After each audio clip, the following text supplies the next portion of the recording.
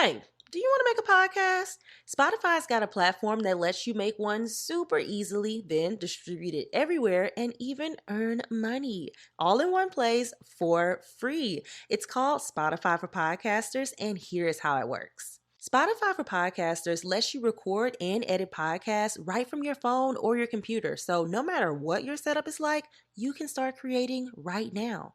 Then you can distribute your podcast to Spotify and everywhere else podcasts are heard. Video podcasts are also available on Spotify, and when you want to take your conversation with your fans to the next level, Q&A and polls are the best way to get them talking. With Spotify for Podcasters, you can earn money in a variety of ways, including ads and podcast subscriptions. And best of all, it's totally free with no catch. I've hosted my podcast on Spotify for Podcasters since day one, so I highly recommend you give it a try.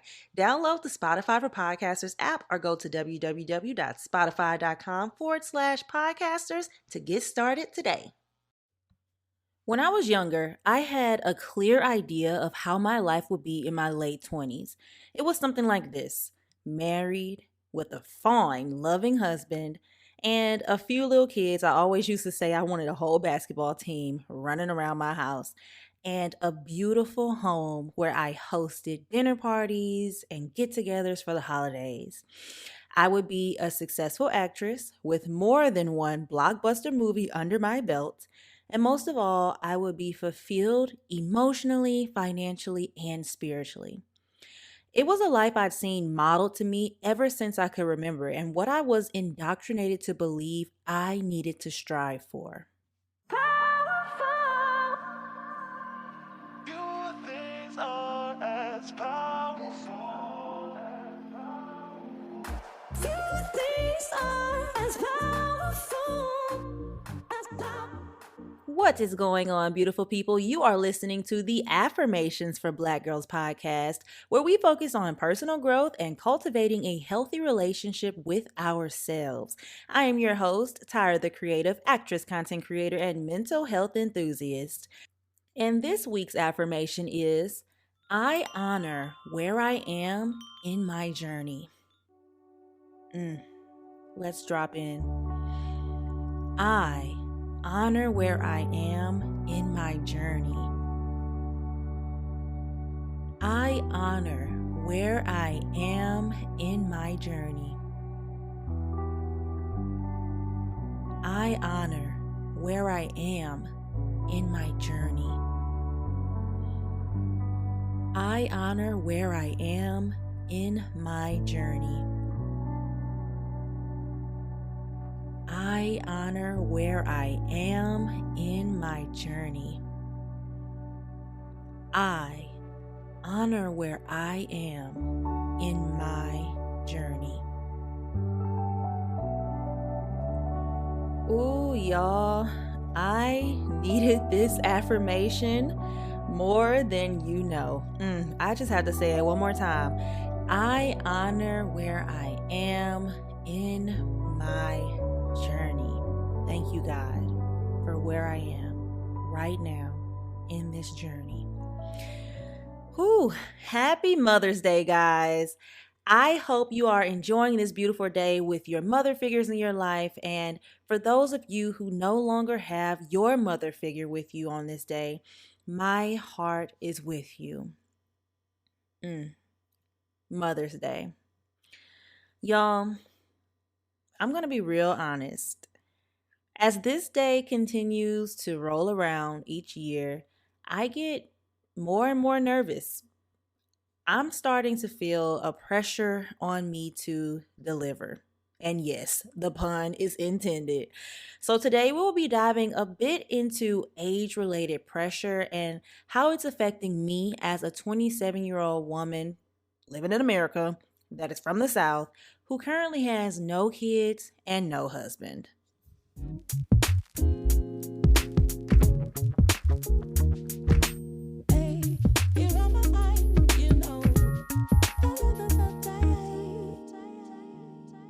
So the reason this affirmation is perfect for me right now is because recently I have been reflecting on the timeline that I built for myself at a very young age.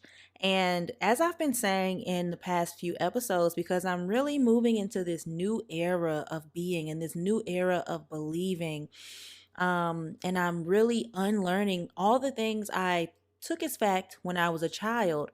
So, this affirmation is very comforting to me right now because I'm at the point where I have passed up 2 to 3 notches on that timeline I created for myself when I was in elementary, middle school. And the type of person that I am, when I say I'm gonna do something, I want it done. I really put my all into it. And the hard thing about it in this type of situation is that it don't take just me to get married. It don't take just me to have a child, to have a family. So it's very frustrating that certain things on this timeline that I created for myself haven't been happening. And I think the biggest thing is that I have to just be okay with it not happening. And I was about to say failing, but I haven't failed because I'm still living my life. But according to that timeline, I am now off track. So I've just really been, I don't know, reflecting, y'all, and trying to get myself out of this like sadness. Not even like, it's not even a big thing, but I'm just a little, have been a little down because it's like, dang, I said by the time I was 25, I wanted to be married. I wanted to, start having kids and all of this stuff. And that is honestly nowhere in the near future for me. I currently have a boyfriend. We're brand new. This is a brand new relationship. You know what I'm saying? We're just going with what's going on. We really like each other. But as far as getting married and having kids and all of that stuff, those aren't the conversations we're having yet because the relationship is still new. We've only been together for, oh wow, like a month at this point, as far as like boyfriend and girlfriend. Um, but what I realized through this timeline that I have for myself and the fact that I haven't accomplished some of the goals or milestones that I set for myself is that I realized that my identity had been rooted in what other people thought of me. I cared so much about what other people thought of who Tyra was. And the very first situation that helped me realize, wow, like you care too much about what people think is when I had my first boyfriend in high school. And he wanted to break up with me. Right now, let me give y'all a spark note. So, long story short, I didn't really like this boy. I just wanted to have a boyfriend because everybody had a boyfriend. So, Tyra wanted to have a boyfriend too, just like a new pair of jeans. So, I had this boyfriend and we ended up being together for like, I don't know, 6 years. Yeah, 6 years, my ninth grade to 12th grade year, and then my first 2 years of college. So I was with him for a long time and I was just with him to be with him. But in high school, he wanted to break up with me because I had cheated on him, y'all. Now I'm using air quotes because I ain't cheat on him because cheating in high school is texting another guy. So that's what I was doing. I was texting this other little boy and he wanted to break up with me. And I said, no, we're not going to break up. I was so embarrassed of this relationship not working out. And what that did for me was it carried over into my life, into my next relationship and the relationship after that. And my relationship prior to this one is where I finally said to myself, Tyra, stop it. You do not need to worry about what other people think about you breaking up with this boy because at the end of the day, you need to be happy. At the end of the day, he also needs to be happy. At the end of the day, y'all know y'all ain't supposed to be together. Y'all are forcing it, and it's just not what y'all should be doing. It's not an ideal situation. So I finally mustered up the courage to, in that sense, in regards to my relationships, not care about what other people were saying. Or people weren't even saying anything, y'all. It was all about what I thought people would think of me if certain things happened in my life. And that's just, even thinking about it now, I'm just mind blown because I couldn't care less now. because this is my life. And I just really think I had low self esteem to a point where that's what mattered to me, people's opinion of me. So I wanted to do everything in my power to make sure that the image that I was displaying was one that would make people want to be my friend, aspire to be me, think that I was doing well, all of that kind of stuff. And at the end of the day, it really don't matter. I just really wanted that outward appearance of a happy life and success.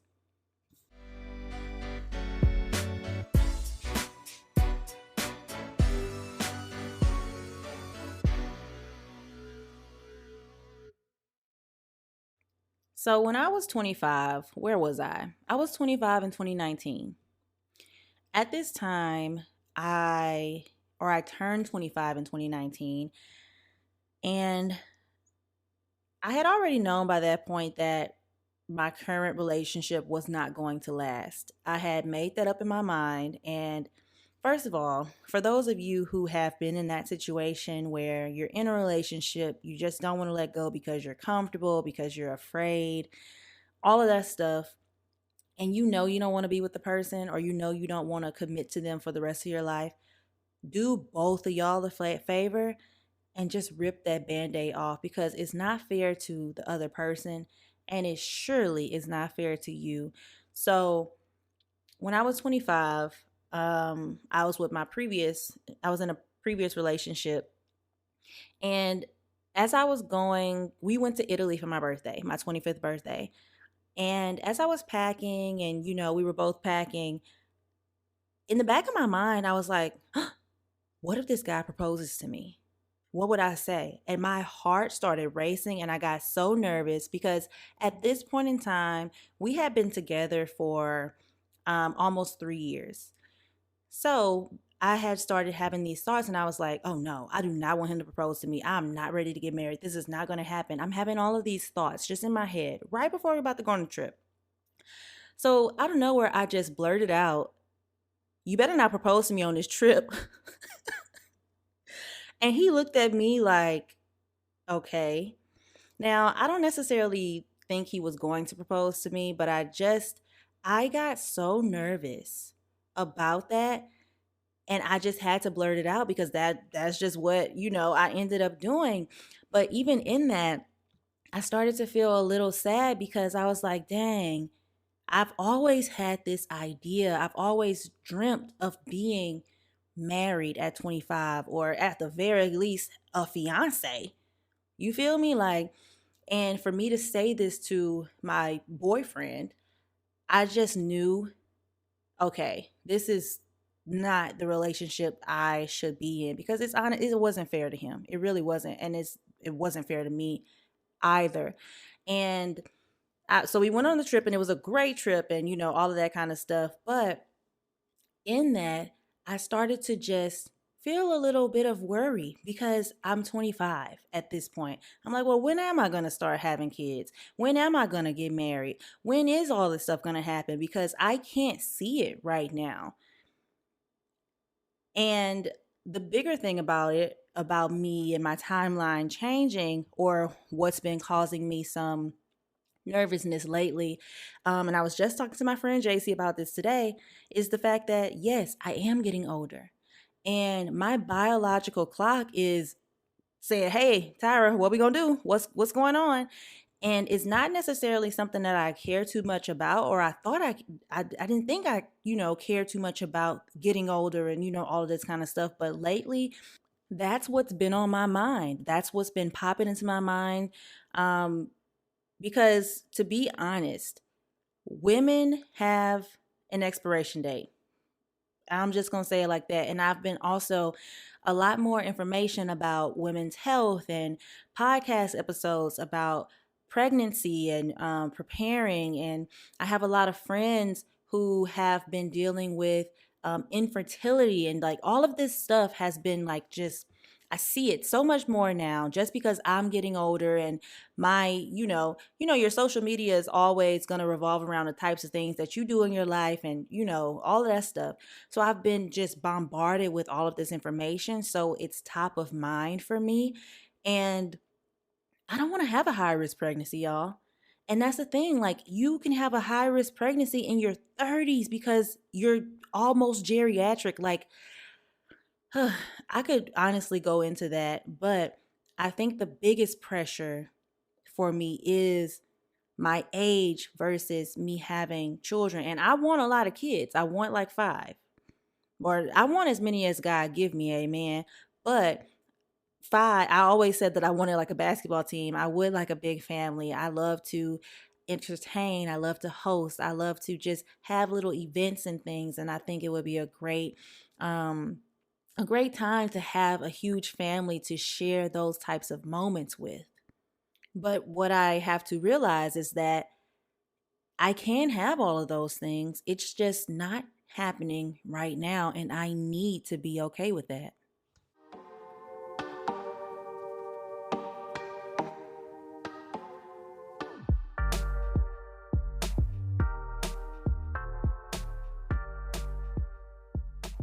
Culture in America is very different than other places. And specifically, Southern United States, the South, Louisiana to be exact, the culture is very, I would say, overbearing when it comes to women becoming moms and wives. And y'all, these societal pressures have been getting to me lately. And I've just been in this little funk, I guess I could say. And it's very small and it's at the back of my head, to be completely honest, but I still feel it and I'm like, what is that? What's going on? Like, I was just walking around for like all week last week and I'm like, what is this little bit of a dark cloud that I'm feeling? So after reflecting, it's these societal pressures. And I'm starting to get the questions, well, when are you going to get married? When are you going to have kids? And I've been listening to a lot of podcasts and reading a lot of blog posts about other women who are in their late 20s, early 30s getting these types of questions when they go home for the holidays or family gatherings. And they just either laugh it off, make a joke about it, or they just ignore the person. But I'm starting to get those questions, and I'm like, oh my gosh, I never thought I would be in this predicament. And it's not really a predicament, that's the wrong word. I never thought I would be in this position to be receiving these questions because I wanted to get married young. I wanted to have kids young. And the biggest reason I wanted to have kids young is because my mama had me young. She had me when she was 21 years old. And the reason I love that is because I still have my grandmother. I still have my great grandmother. And I even got to have a relationship with my great grandmother who passed away in 2014. I was already in college in 2014, y'all. So it was just a huge blessing to be a part of a family where so many generations were still alive. And that's something that I would have love to share with my kids or would love to share with my kids. And then on the other side of that, a lot of my friends are married and a lot of them are starting to have kids. And I know we're not supposed to compare ourselves to each other, but y'all, I just can't help it. I'm like, dang, okay, they have this and they have their career. God, where is it in the cards for me? And I was listening to something on Instagram today that said, like, if you're worrying and asking God why you don't have X, Y, and Z, you're really just thinking that he is blessing everybody else but you. You think that he got it all figured out when it come to everybody else, but he don't have it figured out when it come to you. And I love that I heard that today. And I know that everything happens for a reason. So it was meant for me to hear that today because I've been feeling this for so long. But God, I just want to say this right now for the record. I know that you have a plan for my life. I know that you have my best interest in heart. Sometimes, though, I get a little anxious, and that's okay. The thing is, if you're feeling the same way that I'm feeling, and this episode, y'all, is real raw and regular. Like, I'm feeling this right now. Normally, I'll talk about something after I've been feeling it and I've like gotten over it, but I'm feeling this right now in the moment. Um, so God, I'm feeling this right now, but I know that you have amazing things for me. And I just want to say that out of my mouth that I'm feeling worried, I'm feeling a little nervous, I'm feeling a little anxious. And I just want to ask you, and I'm talking to God, y'all. I just want to ask you for strength, for guidance, for wisdom, for patience, and for clarity and for confidence to move forward as a woman in her late 20s who expected, honestly, to follow in the footsteps of other Southern women and already have a family and, the house and everything by now. So, Lord God, I just really ask that you wrap your arms around me and give me the strength and the faith that I need to keep going and just focus on the blessings that you've already blessed me with, Lord God. Thank you. So, if you guys are feeling like, the same stuff that I'm feeling right now, go to God. That's all I can say about it, but it's just so prominent in my life having babies, getting married because of the place I'm in my life. This is an age bracket where people are doing this in huge numbers. And I think it's just a little bit of a shock for me because I'm not in that majority number or what I think is the majority. So, how do you deal with these age related pressures? Because in each age bracket, there are different pressures that go on. So, overall, how do you deal with these? So as a woman in her late 20s who was dealing with these questions of starting a family and all of that, the first thing that I can do is brush off the questions. Don't let it get to me. And they don't get to me yet, but I do have friends who have said, that it's a little annoying that they're getting asked these questions, but brush those questions off. They don't have to annoy you. They don't have to get under your skin. Answer them or just completely ignore them. Or you can even set boundaries with your family members when they're asking you these questions or just, getting into your personal business in a sense like this. You could easily say, this conversation makes me uncomfortable. Or, hey, I don't really want to have this conversation with you. I'm still figuring this out for myself. I would appreciate it if we could talk about something else. Set that boundary because at the end of the day, it's up to you what you allow people to do to you in your presence. Another thing you can do is pivot the conversation. Talk about something else that excites you about your life versus just saying, nope, let's not talk about that, and then sit there fuming because they've asked you a question about whether you're going to have kids or not. Pivot the conversation. Well, I don't know when I'm going to have kids or a family, but I did just get this promotion at my job and I'm so excited because I'm finally in a position where I want to be, yada, yada, yada. Turn it around to something positive so they can see that you are very content with where your life is. If you are, just share some of the positive things that are going well for you. And then the last thing, which I already just said, pray and tell God the desires of your heart. I was listening to a sermon, and that's not necessarily something that I do, y'all. I will think it all the time. I'll think my dreams and think my desires, but I rarely say them outwardly to God. And I'm really working on that now because I noticed when I do take the time to outwardly say my dreams, they becoming true. So I'm working on that because, especially for me, whenever I have like a dream or something that is very, that I want very badly, I want to keep it to myself because I don't necessarily know if it's going to happen. I want to make sure that I'm taking the right precautions with saying this out of my mouth. And if I say it out of my mouth, then it becomes real. And that also stems from me creating this timeline and saying out of my mouth when I was so young, I'm going to have this when I'm 25. It all meshes together. So pray and tell God the desires of your heart. God, I want a loving husband. I want a man that is strong in his faith. I want 2 kids. This is what I want, God. These are the desires of my heart, and I'm just sharing them with you. And I am praising you in advance for the blessings that you have for me in this area of my life. Whatever you need to say, but it all boils down to this, y'all. I have learned that I am much bigger, brighter, and purposeful than just being a mom and a wife. And some people, all they want to do is be a mom and a wife. And that is a huge, huge, huge job.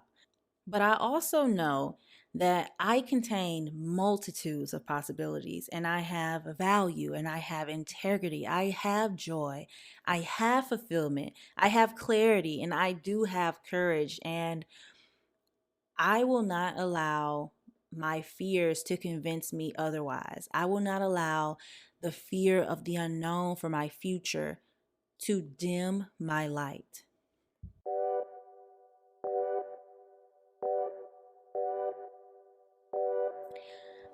Ooh, you guys know what time it is. It is time for our fun closing segment. We haven't done this one in a while, but today we are going to be doing Letters to Me, where we write a short note to ourselves, our younger selves, something that you would put in your lunchbox or something that you wish you could tell your younger self. So if you want to write a note to yourself along with me, pause the episode right here and then start it back up when you want to hear mine. But with that being said, here is my letter to high school Tyra. I would say 9th grade Tyra. Hey you, I hope you are having an amazing day. Here is a gentle reminder to go easy on yourself. I am so proud of everything you have accomplished. I know you are worried, anxious, nervous, and excited about what the future holds, but I am here to tell you to enjoy each and every day. Don't worry about the future. Have fun and live your life. You see all of those dreams that you have in your head? It's yours. You can achieve everything you put your mind to, Tyra. I love watching you grow into the young woman that you are becoming, and I'm here to say it's all going to work out for your good. That timeline you've been working on looks good, but use it as a guide. If things go a little differently than what you envisioned, that is okay, because remember, God has your back and He knows your plan A. Ooh, I really wish I had that when I was in 9th grade, you guys. I think it would have helped out so much with all of the things that I was going through. But I hope you guys enjoyed that letter. I hope you guys enjoyed this very raw and candid episode about what I'm currently going through. But that is all that I have for you today. Please join us again next week. Don't forget to subscribe to the podcast, leave us a rating, and please leave me a review. Follow me on Instagram and Twitter. We have a Twitter now for the Affirmations for Black Girls. And I thank you guys so much for listening. This was Affirmations for Black Girls.